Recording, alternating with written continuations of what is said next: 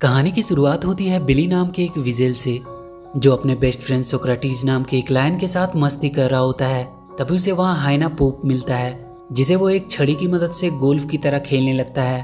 तभी वहाँ उसकी वाइफ बोनी आती है और उसे कहती है कि वो पानी लाने के लिए जाने वाला था, पर वो यहाँ टाइम पास करने में लगा हुआ है। वहाँ उस जंगल की क्वीन हाथी उनके पास आती है और कहती है कि इस साल उनकी नदियों में पानी नहीं आया है, जबकि हर साल तो इस समय तक नदियों में पानी आ जाता था, पर पता नहीं इस साल क्या हुआ।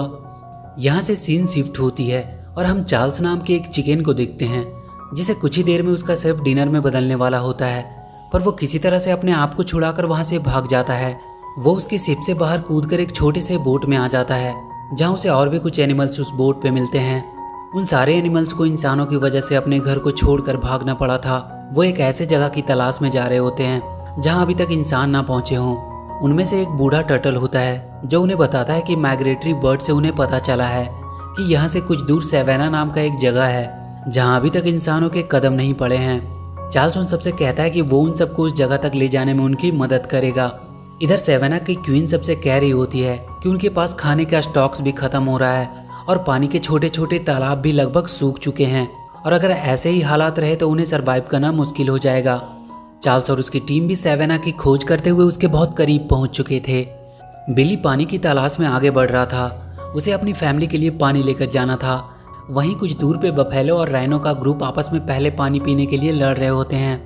उनकी तरफ ध्यान ना देते हुए बिली सीधा वहां के तालाब से अपने बोतल में पानी भरने लगता है। जब उस पर राइनो और बफेलो की नज़र पड़ती है तो वो गुस्से से उसे घूरते हैं। इधर बिली का बेटा जूनियर अपने दोस्तों के सामने अपने डैड की बहुत तारीफ कर रहा था। तभी वो सब देखते हैं कि बिली पानी को लेकर भागता हुआ आ रहा है और उसके पीछे बफेलो का एक ग्रुप पड़ा हुआ है।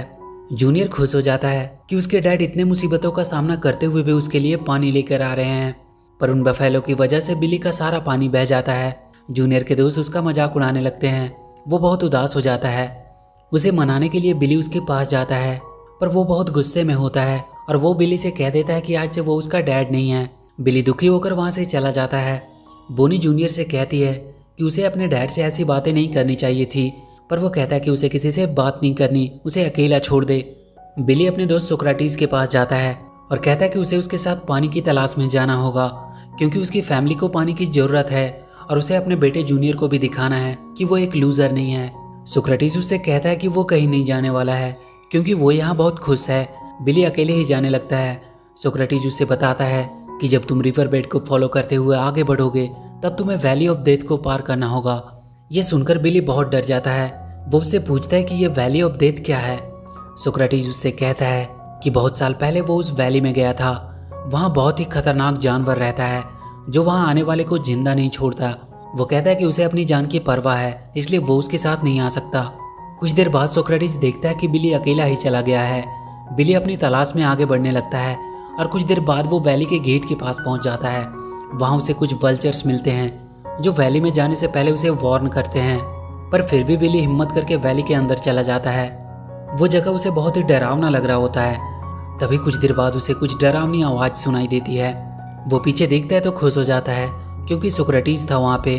उसका डर भी अब बहुत कम हो जाता है। वो लोग जल्दी से भागकर उस वैली को पार करने लगते हैं, पर कुछ देर बाद ही बिली को वहाँ एक बड़ा सा काला तेंदुआ दिखाई देता है जो उसकी तरफ बढ़ रहा होता है। पर अचानक से वो देखता है कि तेंदुआ डर से भागने लगा है।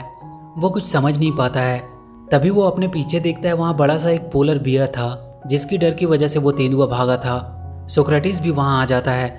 वो लोग वहाँ चार्ल्स से और उसकी बाकी टीम से मिलते हैं। रात को वो सब वहीं आराम करते हैं। वहाँ सोक्रेटिस बिली को बताता है कि कई साल पहले वो अपने भाई के साथ इस वैली में आया था, पर अचानक से किसी ने उसके भाई को मार दिया। उसने उस दिन वहाँ एक अलग क्रिएचर को देखा जिसे इंसान कहते हैं। सुबह चार्ल्स सबको उठाता है। वो बियर उनसे कहता है कि अब वो और कहीं नहीं जा सकता, क्योंकि वो बहुत ज़्यादा थक चुका है। चार्ल्स अपने दो एनिमल टॉबी और स्माइली को बिली के साथ पानी ढूंढने के लिए भेजता है और वो उन दोनों टर्टल के साथ बियर के साथ ही रहेगा। वो चारों वहाँ से आगे बढ़ जाते हैं और बहुत जल्द वो उस वैली के अंत तक पहुँच जाते हैं। उन सबको वहाँ एक बड़ा सा डैम दिखाई देता है। उसी डैम की वजह से उनकी नदियों का पानी रुका हुआ था। वो सब छुपते हुए डैम के ऊपर जाते हैं। वहाँ वो देखते हैं कि नदी का सारा पानी यहाँ पे किसी ने कैद करके रखा हुआ है। वहीं डैम के पास एक ईडन पैराडाइज नाम का होटल था, जहां आज बहुत से देश के लोग क्लाइमेट चेंज की मीटिंग अटेंड करने के लिए आने वाले थे। उस होटल का मालिक वहां आए हुए डेलीगेट्स को अपने होटल में अपना पालतू मंकी टोटो से उनका वेलकम कराता है। इधर एक वाटर बोट के सहारे वो चारों एनिमल होटल तक पहुंच जाते हैं। वो सब होटल के अंदर जाकर मस्ती करने लगते हैं। बिली और सोक्रेटिस वहां के कॉन्फ्रेंस रूम में पहुंच जाता है, जिसे देखकर वहां के सारे लोग बहुत डर जाते हैं। वो तुरंत होटल के ऑनर को कॉल करते हैं। ऑनर वहां का हंटर को आवाज देता है। हंटर अपनी बंदूक लेकर वहां आता है और बिली को शूट करने लगता है। बिली उससे बचने के लिए वहां के पूल में गिर जाता है, पर वो हंटर वहां का इजेक्शन बटन दबा देता है, जिससे बिली डैम के पाइप से होते हुए बाहर गिर जाता है। पर वहां उसे टोटो बचा लेता है। टोटो उन सभी एनिमल को हंटर से बचाने के लिए उस होटल के एक रूम में उन्हें छुपा देता है, पर वो सारे मिलकर उस होटल के कमरे को पूरी तरह से बर्बाद कर देते हैं। टोटो उन्हें समझाने आता है कि ऐसा करने से वो अपनी जान को खतरे में डाल रहे हैं। बिली उससे कहता है कि वो लोग यहाँ छुपे नहीं रह सकते, क्योंकि उन्हें उनकी फैमिली के लिए पानी लेके जाना है। टोटो उनसे कहता है कि उन्हें डैम के फ्लड गेट्स को खोलना होगा, जिससे उनकी नदियों में वापस से पानी जाने लगेगा। टोटो उन सबको लेकर डैम के मोटर रूम में पहुंचता है। बिली फ्लड गेट्स को खोलने की कोशिश करने लगता है। तभी वहां वो हंटर आता है और सोक्रेटिस को शूट करके बेहोश कर देता है। बिली से वहां का एक बटन दब जाता है, जिसकी वजह से फ्लड गेट्स खुलने लगता है और वो भी उसमें गिरकर बहने लगता है और उसमें बहकर वो वहां से बाहर निकल जाता है। टोबी और स्माइली भी उसके थ्रू ही बाहर आ जाते हैं। वो हंटर जल्दी से फ्लड गेट को बंद करता है और उन सबको मारने के लिए अपनी जीप लेकर उनके पास पहुंचता है। वो सब भागने लगते हैं। वो अपनी जीप से उनका पीछा कर रहा होता है, पर चार्ल्स उन दोनों टर्टल की मदद से उसकी जीप को पलट देता है। सोक्रेटिस को उन लोगों ने एक पिंजरे में कैद करके रखा हुआ था। वो उसे लास वेगास के किसी जू को बेचने वाले थे। चार्ल्स वहाँ के बाकी सभी एनिमल से कहता है कि उसे सेवेना के सभी एनिमल से जाकर बात करनी चाहिए और उन सबको यहाँ बुलाकर इस डैम को तोड़ देना चाहिए। वो सब वापस से सेवेना जाते हैं और सारे एनिमल्स को इकट्ठा करके बताते हैं कि कैसे इंसानों ने उसके जंगल में आने वाले पानी को डैम में कैद करके रखा हुआ है और अगर अभी उन्होंने कुछ नहीं किया तो वो लोग बहुत जल्द खत्म हो जाएंगे। और अगले दिन हम बहुत से जानवरों के झुंड को डैम की तरफ बढ़ते हुए देखते हैं, पर उनके साथ बफेलो और राइनो का ग्रुप नहीं था, क्योंकि वो उनका साथ देने से मना कर देते हैं। वो सारे एनिमल डैम के करीब पहुंच चुके थे। तभी वो हंटर एक प्लेन में बैठकर वहां आता है। वो उन पर एक मिसाइल दागने वाला होता है, पर तभी वो देखता है कि उसके पीछे टोटो है।